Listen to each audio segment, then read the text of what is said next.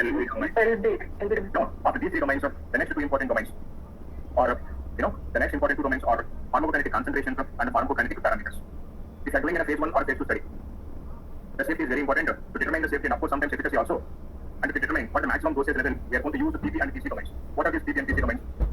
And whenever you take the drug into our body, there is going to be very important concept called ADME. You know what you mean by ADME? Absorption, metabolism, and excretion. Based on the ADME, by using that ADME, we can determine the important concepts, pharmacokinetics and pharmacodynamics. What is the pharmacokinetics and what is the pharmacodynamics?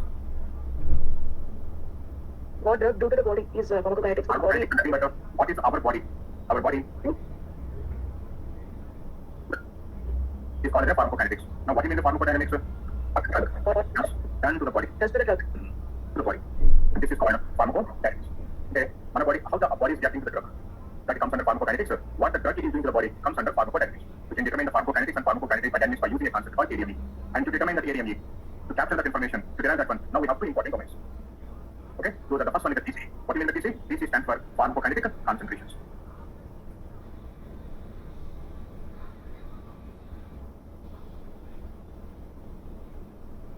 For example, there is a subject called 101. No, it is a parallel study. For 101, during the treatment, what it is like, I have given the drug A. It is a tablet. So every day I should give one tablet. And the study is, for example, 90 days or something. I'm giving one tablet every day. So there is one more subject called 102. According to randomization, he has been assigned for the next another drug, and the drug is drug B. We have given the drug B. Now, whatever the drug that we have given, now we need to measure the ADME levels. Now, how we can do that one? Now, say take this, for example, subject 101. Okay.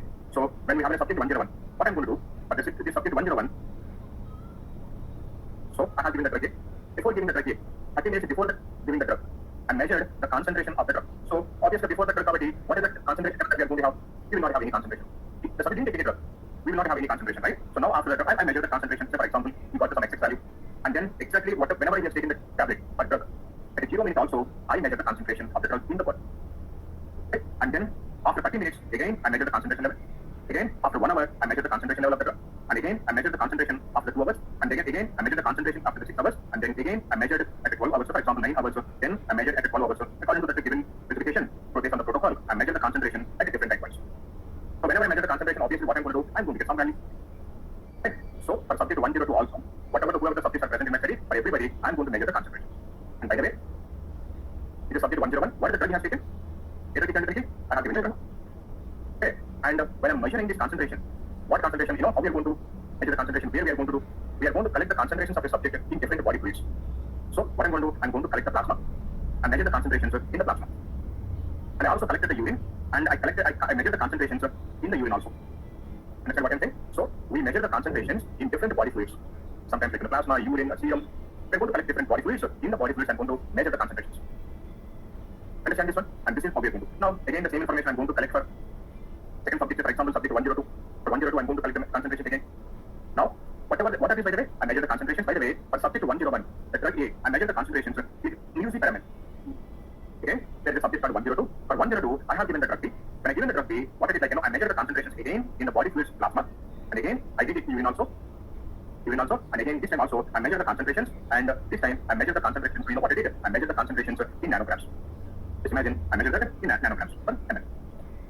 So, different drugs, different units, and we collected this information in different body fluids. Whatever the concentration that we have collected, different time points, whatever the concentrations of the drugs we collected from different body fluids. Now, I'm going to put all this information now into a domain called, what is the domain that we are going to put in this one? TC. Generally, when we have a drug in a body fluid, how we are going to measure the concentration? What techniques that we are going to use? There are different techniques called, like, say, for example, HPLC, or mass spectroscopy. Okay, by using those techniques, different laboratory techniques, we are going to collect the concentrations. Understand this one? And sometimes, not only the concentrations, we are going to collect the physical characteristic of an drug. Okay? We also collect the characteristics. What characteristics? What is the surface tension of this drug? What is the surface tension of this drug? And what is the surface gravity of this drug? And we are going to collect the characteristics of the drug, plus we are going to collect the concentrations. Understand the specific gravity? Specific gravity, surface tension, we collected this information. So now we are going to collect all this information in the CRF sheet. Now whatever information that we collected on the CRF sheet, now we are going to put that information in the domain called TC. Understand this, everybody? Now, once you collected all the concentrations in your TC domain, now what we are going to do? Now once I collected all this information, now by using this concentration, because concentrations will not give any direct output. It will not give any direct interpretation. Now what I'm going to do, by using this pharmacokinetic concentrations information. Now I'm going to derive a new data set called pharmacokinetic parameters. So for example, tell me what is the information I collected here? I collected two important information. So one is what are the different time points? During the time points, what are the concentrations of the drug? Okay. So what are the concentration of the drug in the body place at minus 30 seconds, 30 minutes? And what are the concentration of this drug at 0 minutes? And what is the concentration of the drug at, this is like plus 30 minutes after the drug, and this is after 1 hour, and this is after 2 hours, and so on. Now, by using these values, so what I'm going to do, I'm going to create a graph. So I'm going to take two axes. This is called x-axis, and on x-axis, I'm going to take the time, and on y-axis, I'm going to take the concentration. Okay. Now, at the minus 30 minutes before taking the drug, there is no concentration. Say for example, I got like 0 concentration 0, and say for example at a 0, and again say for example I have this much or something like this one, and at a 30 minutes I have the value like this one, and then 1 hour, and then after 3 hours, 2 hours, or 3 hours, and after 6 hours, after 9 hours, after 12 hours, after like 18 hours or 24 hours like this one. So I'm going to take this as the concentration, this is the time. Now wherever the concentration time are going to get coincided, I'm going to put in a dot symbol, then I'm going to draw a line to connect all the graphs. Now this is the graph that I'm looking at. Understand this one? This is how we are going to have the graph. Now, how we are going to interpret this graph, most of you guys might have done in our lab in P-Pharmacy or like a formative, wherever like you are in. So you might have got graph like this one. Now, this is the time, and whatever the highest peak that we have, this we used to take. Like, what is this called? This is called as an Max, T-max. This is called T-max, because maximum is the time where we have the maximum concentration. Now, what is this concentration? How much concentration that we have? And now this is called as what do you call this as T-max. maximum concentration. This is a maximum concentration, and this is called time at maximum concentration. Now, then what we do? We are going to put this. Everything is called. What is this called? Anybody? Area under curve. Very good. This is called area under curve, or AUC. Under curve. Area under curve, or so this is the availability of the drug, but like but human in a human body. This is called area under curve. Understand this one? So these are the graphs that we're going to have. So from pharmacokinetic concentrations domain, we are going to derive a time profile, and that time profile I'm going to put into a domain called PP, pharmacokinetic parameters. So that means in the pharmacokinetic parameters, what kind of acids that we are going to have? We are going to have a Cmax, we are going to have a Tmax, we are going to have an area under curve all, and then we are going to have a lambda, and such kind of acids that we are going to have. Now can you tell me, out of PC and PP, which one is an observed, which one is a derived? Which one is observed, which one is derived? Observed means derived means very good. PC means observed, PP is derived. So you will not get the data directly from the subject. We are going to derive from where? We are going to derive it from the.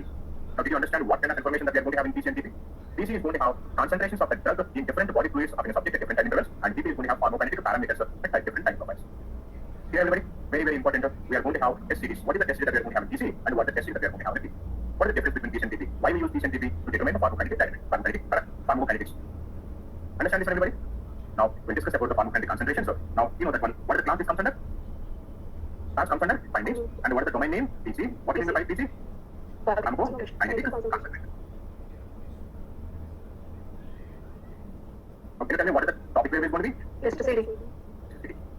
And what is the structure? The structure is going to be one record at sample characteristic or time point concentration, reference time point, or analyze the subject. One record at sample characteristic or time point concentration, per reference time point, per or analyze the subject.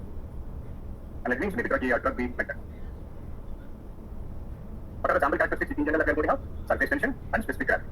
And sometimes we are going to have a pH shift also. Now we know this information subject 10110, this information collected to which variable? Q subject carry. Drug A, drug B will collected to which variable? Test CD. And the plasma urine will collected to which variable? Specimen. And these are the different time intervals. This information is going to collected to PC, DTC, and this will come into whatever the concentration that we are collecting, that will come into ORRs. And then one drug is in milligrams, another drug is in nanograms, but when you submit it, you should have a standardized result. So that information you are going to put in which variables? Can you tell me? STRS. And STRS. Now tell me, and your purpose is going to be tabulation, and the location is going to be PC.xpt. And you know how to create xpt now, right? By using a proxy port method or by using proc method. What is the syntax of proxy port? Proxy port. Data is equal to data set name. Data is equal I is equal to the path of the or the difference name. And also but if you want to do the same thing by using a proc copy procedure, how we can do that one? We should create a library for our HTML data set, and we should create a library for .xpt file. So proc copy in is equal to library name, and out is library name, out is equal to xpt file library. But how to create an xpt library? Lib name, library reference name, export, engine name export, and then path of the .xpt. Now tell me what are the variables that we are going to have? We are going to have a study ID. Then we are going to have a variable called domain. Then we are going to have a variable called USUBJID, use subject ID. Okay, and then we are going to have, definitely there are going to be so many observations for each subject. Yes. And what are the variables that we are going to have? PC sequence. And then we are going to have PC group ID. sponsor ID. Then we are going to have PC sponsor ID. Then we are going to have PC reference ID. These are permissible variables, character variables, and identifier variables. Then what we are going to have for that one? Test series. Test series. Okay, and then in the test series, what information we are going to have? Drug A, drug B, and like we are going to have the drug name, and then we are going to have PC, the description of the test. Then what is the next one that we are going to have? PC category. And then we are going to have any subcategory that information PC sub. Both are grouping qualifiers, character variables, and both are permissible variables.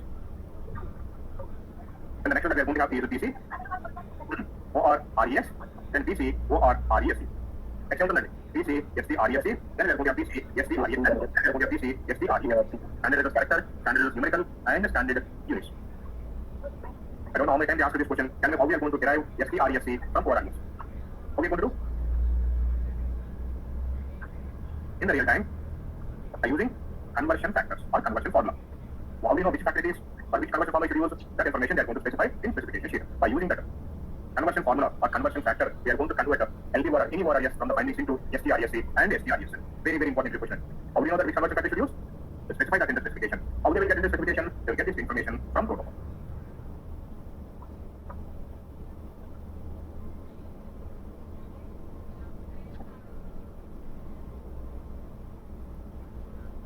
Generally, most of the times you'll get this information in your raw data already converted at the medical coding level, so at the serial level. But sometimes you are going to get the data directly from the labs. In such scenario, you have to convert by using the conversion factor.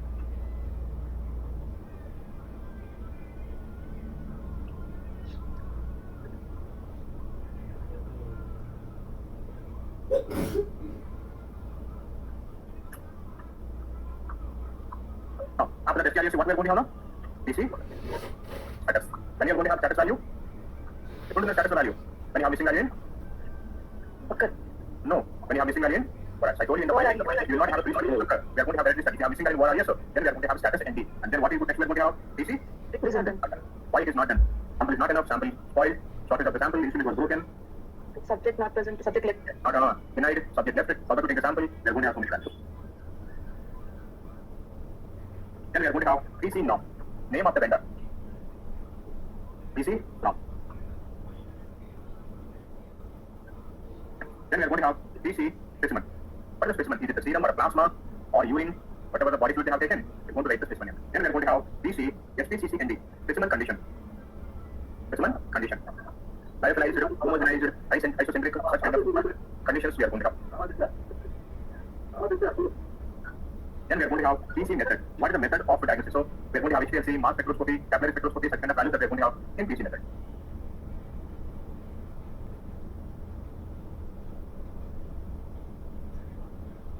Then we should have PC fast, fasting condition, is the subject is under fasting condition or not, is an SR type of question. Then we are going to have PC, DRVFL, derivation facts. And we are going to take multiple records from that we are going to derive, that derived one we are going to take it as an base and that.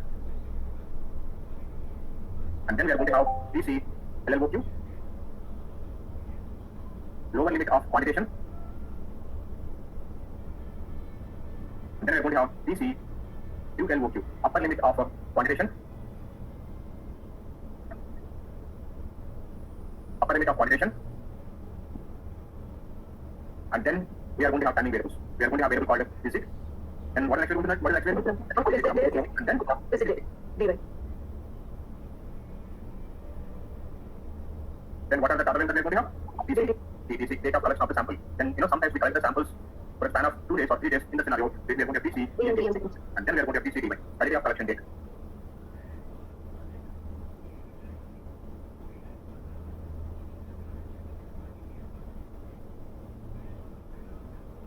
Then we are going to have 5 protocol plan timing variables. What are the 5 plan timing variables we are going to have? TTT, TTT. Then we are going to have PC, TPT, also TPT, PC, TPT, then we are going to PC, ELTM, elapsed time, then PC, TPT, then we are going to TD, PC.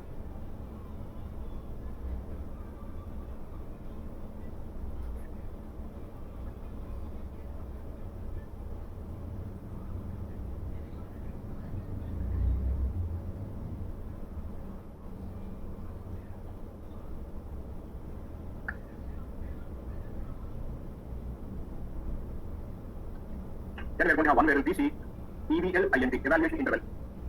What is that the planned evaluation interval? Is it -2 hours or duration is it 2 hours or 3 hours? We are going to have the evaluation interval.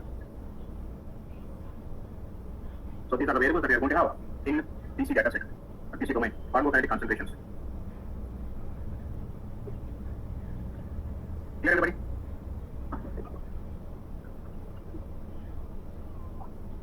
Now once you're done with the PC, and the next domain that we are going to have is TP. Pharmacokinetic parameters.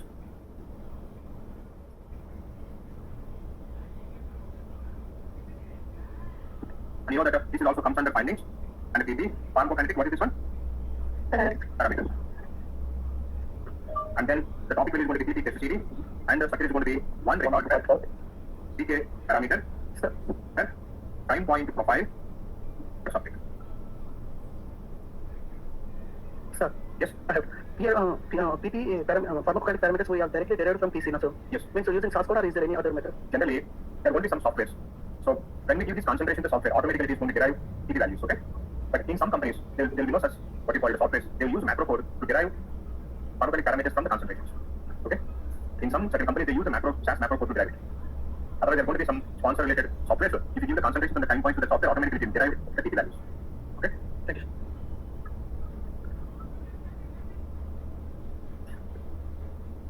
So your purpose is going to be tabulation, and location is going to be PP.xpt.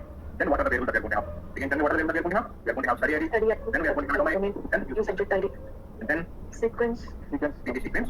Then what is actually Group ID, group ID, ID, reference ID, sponsor ID. Don't require the reference ID. Generally, reference ID is open to show the relationship between CRF sheet and TRS spreadsheet, but here we will not find this information in the CRF sheet, no? It is derived from where? From PC. PC. So that's why we are going to have only group ID. We will not have reference ID or a sponsor ID. Clear, everybody?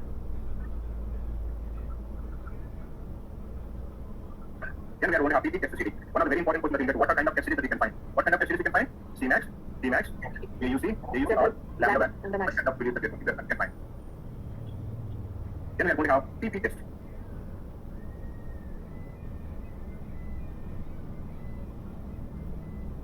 Then we are going to have PP category and then PP subcategory. What kind of values you can find in category? There's network B or network B, and we are going to have or metabolite, what metabolite, what analytic is, or metabolite across, that information you can find in category. If you have any further category, that information you can find in subcategory. Both are grouping qualifiers, both are character variables and permissible variables. Nowadays, most of the companies they are using for PP and TC, they are using integral software, so automatically they are going to generate the concentrations and they are going to give the PP values. Now, the next one we are going to have PP ORRES, then we are going to have PP ORRESU, then we are going to have PP STRESC, then PP STRESN, and then PP STRESU. Standard is character, standard is numerical, and then we are going to have standard units.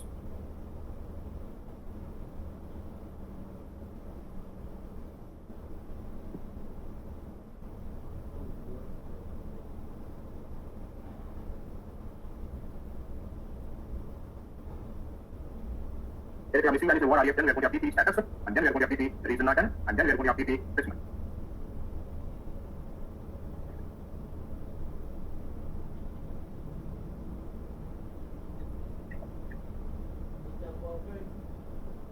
And then we are going to have PP DTC and PP DY. Don't require DY, PP RF DDTC. Reference date and time in character data type.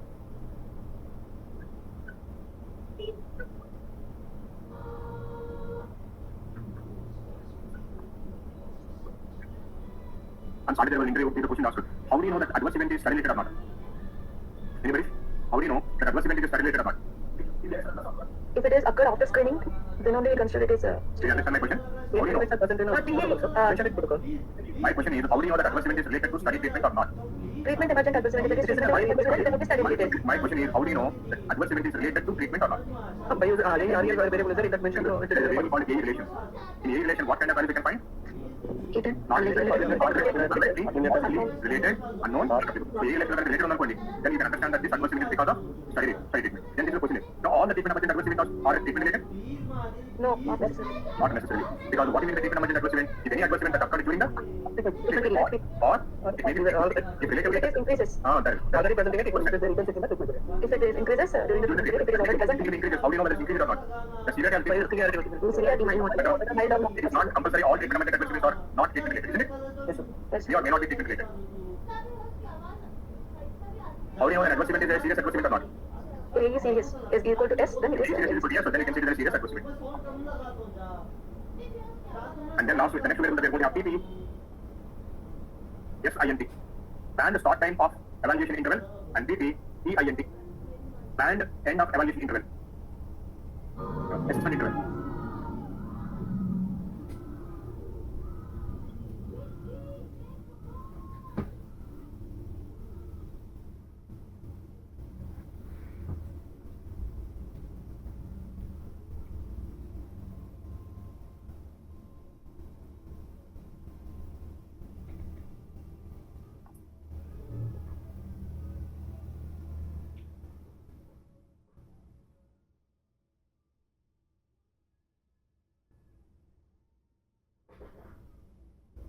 Clear, everybody? So this is about the PCE domain. So with this we have completed 3 domains, sorry, 5 domains in findings. Vital signs, LB, easy, detail. Remember, effectively in our resume, phase 1 and phase 2 studies, we have to be better to keep PC and TP. Okay? Because of most of the time the safety of the drug is determined by TP and PC concentrations also. Okay? So in tomorrow class also we are going to see some important domains like QS questionnaire, okay, physical examination, subject characteristics, and we'll see what we have to, because if you see, I just said from the findings, if you know vital signs, LV domain and easy domain, we can do any domain. But the most important is to understand what type of data that we are going to have, what are the test series that we are going to have. You know that one is easy. So in tomorrow's class we are going to see 3 more domains.